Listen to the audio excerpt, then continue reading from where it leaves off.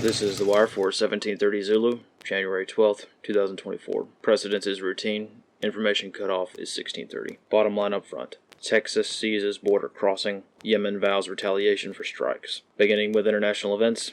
In the Middle East, following major airstrikes within Yemen, Houthi forces have vowed to retaliate. A few hours after the American and British attacks, Yemeni forces conducted an attack on a commercial shipping vessel. The attack was unsuccessful as the missile fired at the vessel missed, splashing down within 500 meters of the ship. Around the region, an observable increase in rocket attacks originating from Hezbollah and Lebanon was noted last night, but no indicators of a major offensive effort are present yet. In Europe, panic buying is underway in Sweden following statements by government officials regarding the possibility of war. Defense Minister Bolin stated that, quote, there could be war in Sweden. The Supreme Commander of the Swedish Armed Forces reinforced these statements, urging the public that, quote, on an individual level you have to prepare yourself mentally, analysts comment. Though these statements are not out of the ordinary considering events in Europe, hearing such blunt admissions by high-ranking officials has been shocking for many Swedes. There are no indicators that war will break out in Sweden imminently, but as tensions remain high throughout the continent, general preparedness is a prudent goal for citizens to consider. On the home front, in Texas, significant developments are underway at the southern border. The state of Texas has seized land surrounding the infamous Shelby Park in Eagle Pass. Texas National Guard forces have deployed in positions so as to block federal Customs and Border Patrol agents from accessing the border. The adjacent boat launch also used by Border Patrol is also now off limits to federal agents.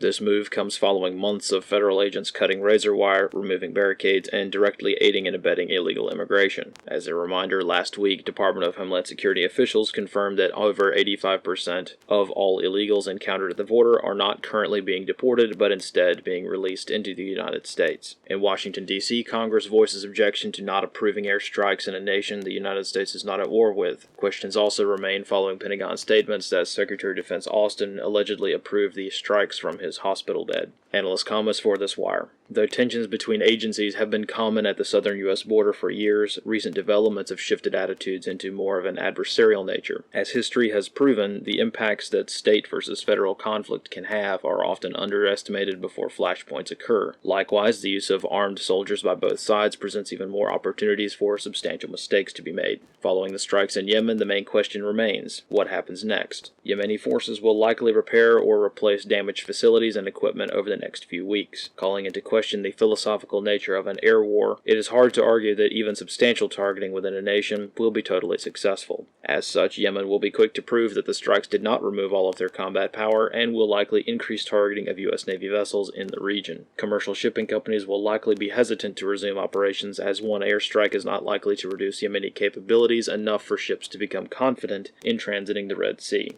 especially considering the Houthis are now overly motivated to carry out strikes on commercial shipping to reaffirm their military dominance in the region. This concludes The Wire for 1730 Zulu, January 12, 2024.